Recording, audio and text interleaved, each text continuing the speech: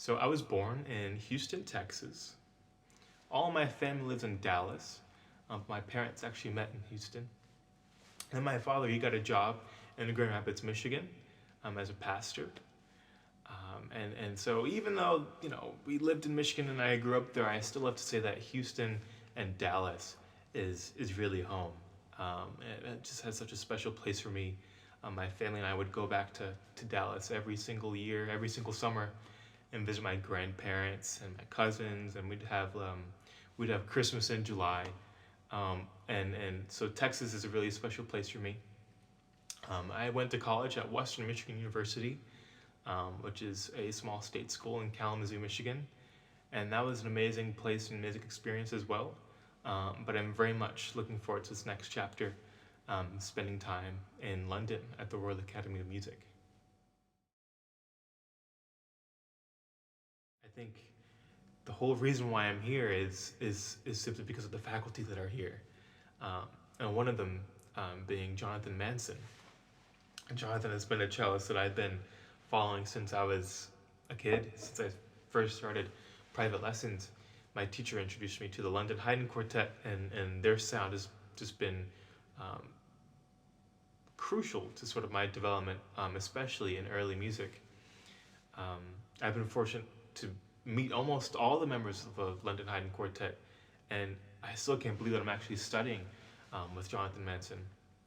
It's one thing to hear that sound in your earbuds, every day before you go to school, but then to hear it in front of you and have that person teach you is something quite extraordinary. So I'm very excited to be at the Royal Academy studying with Jonathan Manson.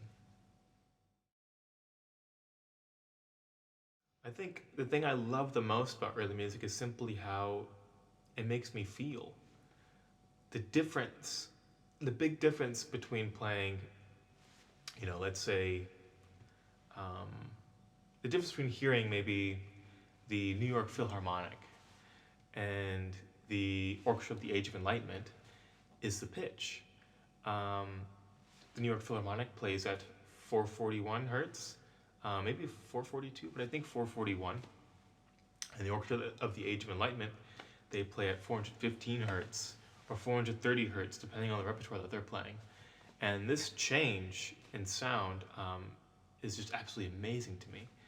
The warmth, the depth, the resonance that comes from the lower pitch is everything that I could ask for in music. And when I play on my own cello, it really opens it up because there's less pressure, there's less tension on the top of the cello, because your strings aren't as taut. So with that being the case, it really allows my cello to breathe, and it really makes it more resonant. And I always love to say that it's like having a big warm hug around you, with all this warmth that's just surrounding the room that you're playing in. So I absolutely love the change in pitch when I'm playing early music.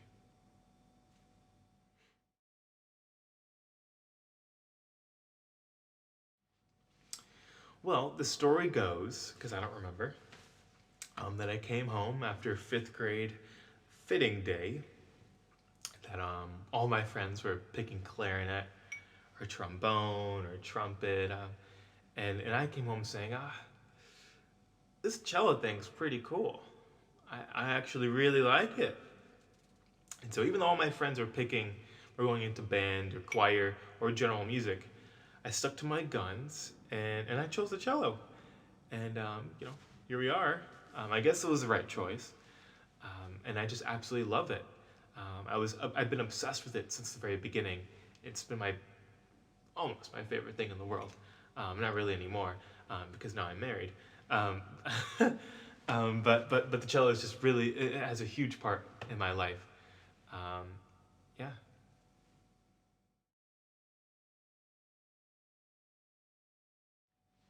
It's my mission. I think representation has always been at the forefront of my mission, especially being in a space where there aren't very many of us, especially in the early music community. I've always wanted to show people that look like me that they do belong, that this is a viable option for them, and I really stand by that. I also really want there to be equal access for all these opportunities. I want to try to limit barriers to classical music and early music as much as I possibly can. For some people, um, simply the cost is just too much. I know for my family, at a few points in time, it was really difficult to afford weekly lessons, sometimes bi-weekly lessons. It was difficult to afford to go to festivals that were sometimes $2,000, $3,000 just to stay there for a week. So a lot of families just simply can't afford that, and so I would love to find a way, or to maybe help find a way to make that less of a burden for more families like mine, and for more people like me.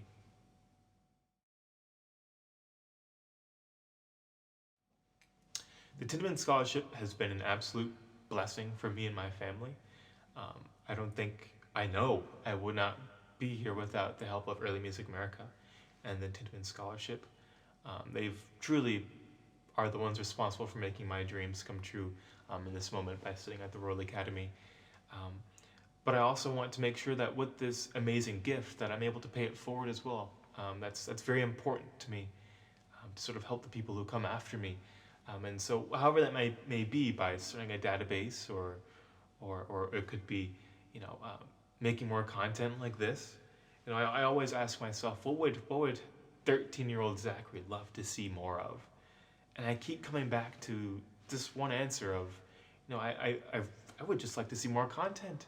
I would love to see more behind the scenes videos, more day in the life footage, more recordings, more just being a person, being a cellist, what it's like being a cellist in everyday life.